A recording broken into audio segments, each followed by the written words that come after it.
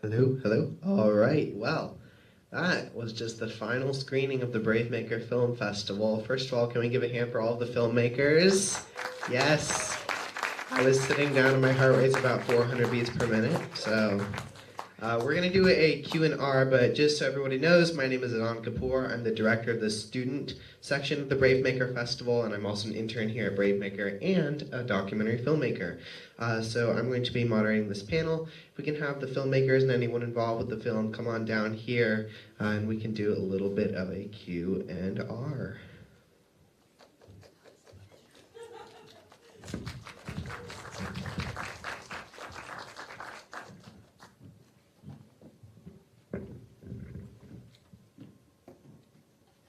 All right, we might have to share some chairs here. Are there three of us? Okay, great. Yeah.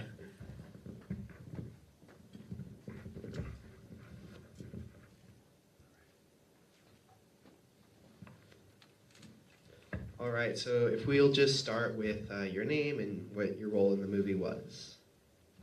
Hi, my name is Jezreel Gandara. I'm the writer, director, and producer of The Actor. I'm Joelle Velez. I am the writer, director, producer, and actor of Saga to Me. I'm Ramon Guzman. I played Kenneth Ortiz in Blood Money, and I'm representing Robert Flowers, who's our director.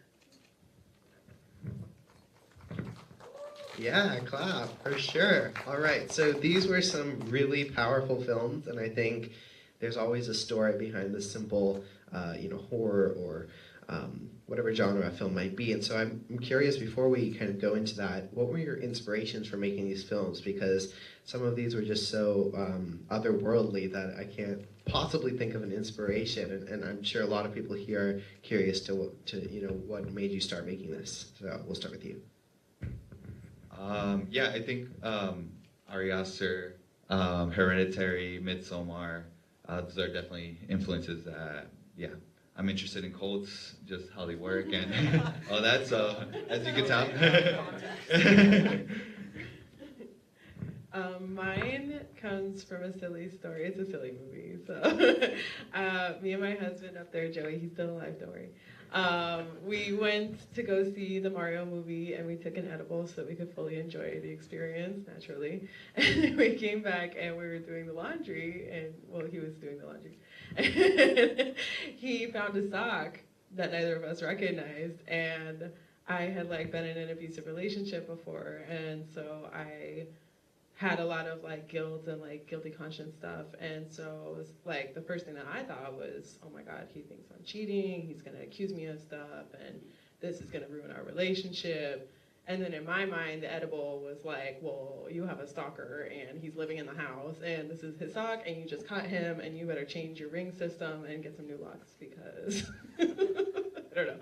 So I was after my brain cleared up, I was wouldn't that be a fun way to talk about emotional trauma in relationships? So that's where the idea came from, and the rest of it is purely fictional. So. Just picking Robert's head, the director for Blood Money, he really, I think, set out to create a Twilight Zone episode. And from his own personal experience, it was really interesting to learn this about him. He donated blood to make money early in his career in Los Angeles, and he then sort of built upon that and created this metaphor of the corporate monster, which we see at the end is just this humongous thing that which kudos to the effects people. I'll tell you, when I first saw the screening of this, I was just utterly floored. I did not expect it to be as big as it was. When we shot it, we were just at a studio, and it was like a 3-foot, 4-foot Muppet thing. It was wonderful. I think overall, I think Robert just, he wanted to kind of just get to that desperation, get to that feel of really twisting and turning a story on its head. And certainly, I think he was effective at that. So I wanted to start with the after, just because that was the most recent one we saw, and I think I want to talk a little bit about how you implemented horror, because I think many would consider this to be in the horror genre, and fear is often one of the most powerful emotions, and I want you to maybe talk a little bit about how you try to use fear to communicate some of the deeper messages behind the movie. Yeah. I mean, yeah, I think fear, it just, or like at least from my perspective, whenever I'm doing a horror, it just comes from the side that how dark the world is and how depressing it is. And I pretty much approach it from that end. And in this case, what surfaced even before we like realized the full story, is like, it's about this woman who's grieving over her husband and what it means to be with a body. And so, yeah, I think from there it just developed into our own. Me and my friends Ray, our interest in kind of what that looks like if the husband was in a cult or something like that. And so, yeah. And for the other two films, I think something that was very, I would say, successfully implemented was humor. There was definitely humor inserted in both films, and I would love to hear you talk a little bit about that. Yeah, I mean, I love comedy. I'm like a comedy girly. So I like to use comedy for serious subjects because I think it disarms people a little bit and makes it a little easier to tap into tough subjects because I spent a lot of time doing very serious things. And after I came out of those, I was like, man, I need to laugh. So I wanted to use comedy to talk about like deep psychological issues because I was at the time like, yeah, I had the thing happen with the sock, but also at the same time I had like a lot of relationships around me were crumbling because of things that I was really frustrated by that were seemed on the surface silly, like Taylor Swift concert tickets, or like we went to the wrong restaurant and that's so bad. But then like serious fallout because of that. And that was so frustrating to me. And I was like, why can't people see how silly it is? Just say what you really want to say, be honest with yourself, and also deal with the stuff that you have to deal with. Try to, like heal yourself from whatever it is that's causing these issues, myself included. So my hope was that by using comedy, it would just make it a little bit more accessible for people to think about that and see how these things, like, yes, they're very serious, but they can also be really silly. And if we just be honest with ourselves and communicate our true feelings, then we can like salvage our relationships. I think you hit it on the head. I think with the story's just about real life. It's about a real life situation. In the case of Blood Money, the being in the corporate world and bleeding for the company, and literally and metaphorically, but the humor that I took in the homeless guys that I was along with, really was like coworkers, being in the office with me, and so it's it's to me infusing that in part of the writing, especially in a horror genre, makes it that much more resonant, and it really makes us kind of just think a little bit about just the ridiculousness of putting ourselves in that situation, because we do, ultimately, we do. And that's why I think that, in spite of it being horror, it just resonates in so many levels. And that's what I really appreciate, how at least I can talk for Robert and his creative genius in doing the film. Really did a wonderful job. And before we just open up to the audience, I did want to ask the endings of each movie. I mean, I think horror genre, it's all about building up suspense, and I think all movies did that beautifully tonight. But I am curious, Sock It To Me did not have the most climactic ending, right? It had a humorous touch to it, whereas The After and Blood Money all had a rising ending, almost something that could go into a sequel, or something that left the audience leaving the theater thinking, oh wow, what's happening next? What does that mean? And I want to ask, how did you choose to implement the endings? And I know you're speaking for your director, but the ending can mean so many different things when you're looking for the story behind the story. And I think with Blood Money, there is definitely a story of corporate greed behind that. And what does that mean when we leave it on a note of, eternal pessimism? There's like a whole alien race controlling the corporate society, and same with the after, like a very dark ending. And I'm curious what that speaks to about the movie itself. Yeah. For us, we actually left it as a cliffhanger because we're writing a feature for it, and so we're hoping to pitch it for that. And so part of it was to leave it at a climactic ending to evoke kind of interest. But yeah, I think a part of it was, I guess, within the lore of what we're writing and stuff, the cult is this powerful entity that, similar to Blood Money, controlling and kind of empower behind every decision that happens in our society. But yeah, so I think part of it was just maybe cutting it off because then it'll get too long as well. But yeah, evoking that interest for me. I do want to know what happens next. I just have to save that interest for the future.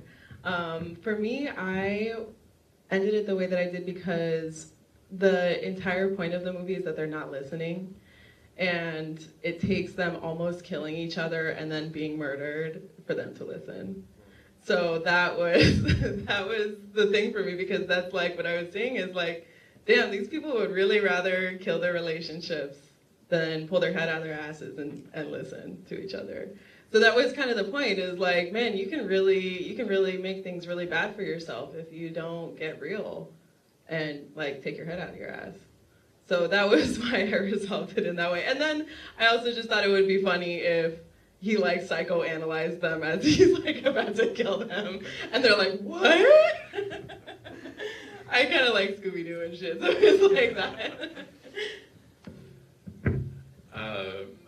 I think with Blood Money, the ending actually. I was being an actor, of course. I was thinking.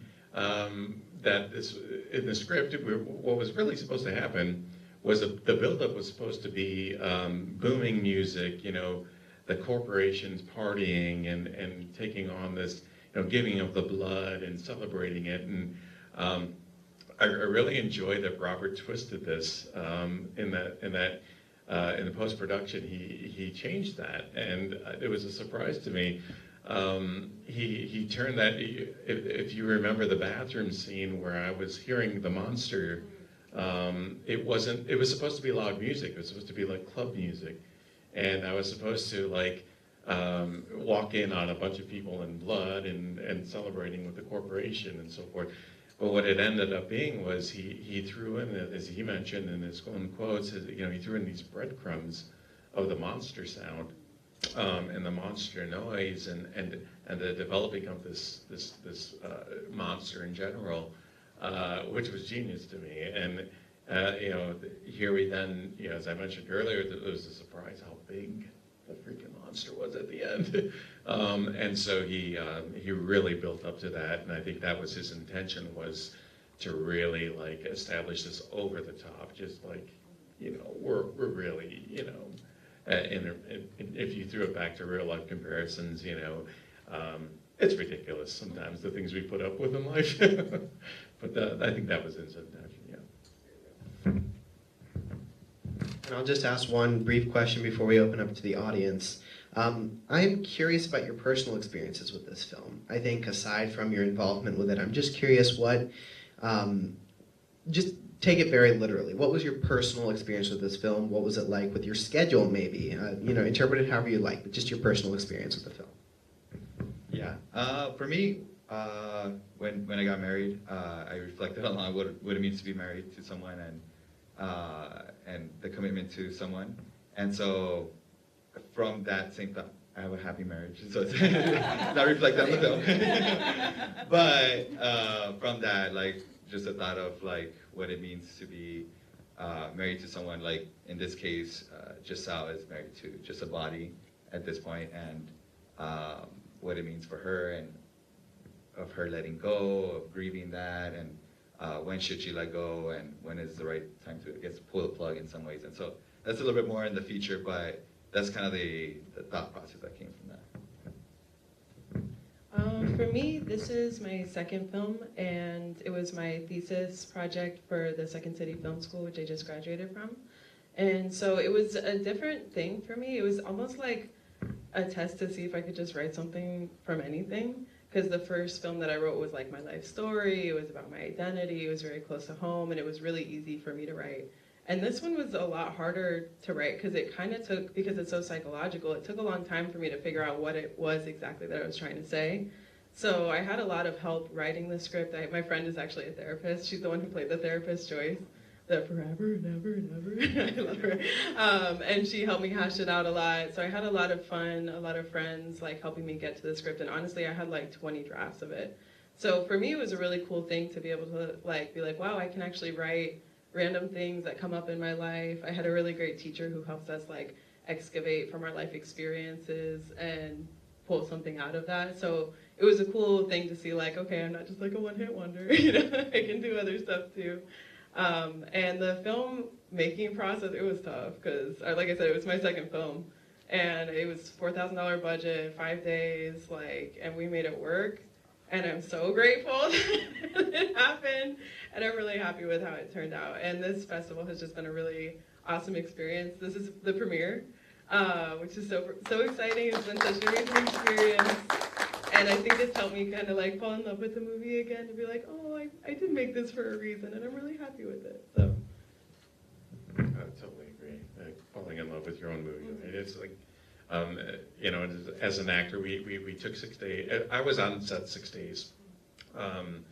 And it really was, it was cool for me to like sort of morphosize into this character who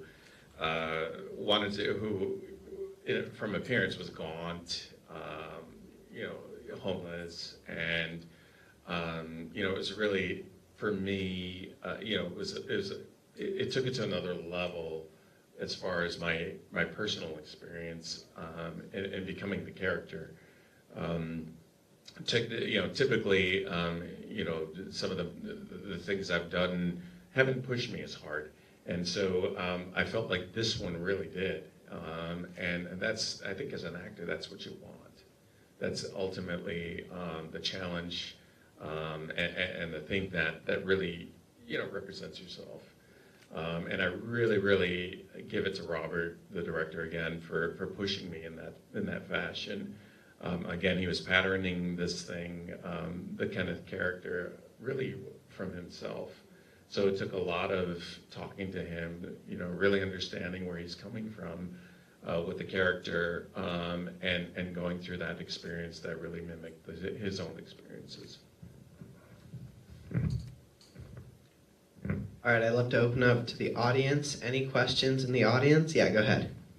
This one's for Jezra, about the actor. So, especially now that you mentioned you're working towards a feature, I'm a huge fan of Ari Aster as well, and like cult horror. I'm curious about world building, which is a huge aspect that I love in films in general, but a lot of horror too. How much of the cult did you end up kind of like fleshing out, and you know, if it doesn't spoil like the feature or anything like that, did you base it off of any existing cults? That's a great question. Yeah, right now, yeah, we were actually deep in the lore of the cult. We're definitely thinking a little bit too much of it, but like where it's not going to show up in the film or anything like that. But yeah, we are building its own like rituals and society and like different parties, you could say, from the cult that believe in different things from the same universe, I guess. Sorry, and then what was the last question? Was there any real world cults? Oh, yes. We did not base it on a real world cult. We did take inspiration, like just how cults operate in general, but I think, I think ideally we just kind of stayed away from kind of just picking on that, but no doubt that it might reflect some other quotes out there. All right, another question? Anyone? All right, well, I think that will conclude our panel. Thank you again to all the filmmakers / actors. BraveMaker, let's talk a little bit about BraveMaker, because we got to be candid here, right? We did not have a presenting sponsor this year. It was really tough getting this film festival out, but we made it here. And if you want to see us in 2025, any amount of donation would help. Monthly donations, one-time donations, anything, it would just be a major help to BraveMaker, especially if you want to see us back here in 2025. Thank you again to the panelists. Brave Stories Change the World, and you are the story.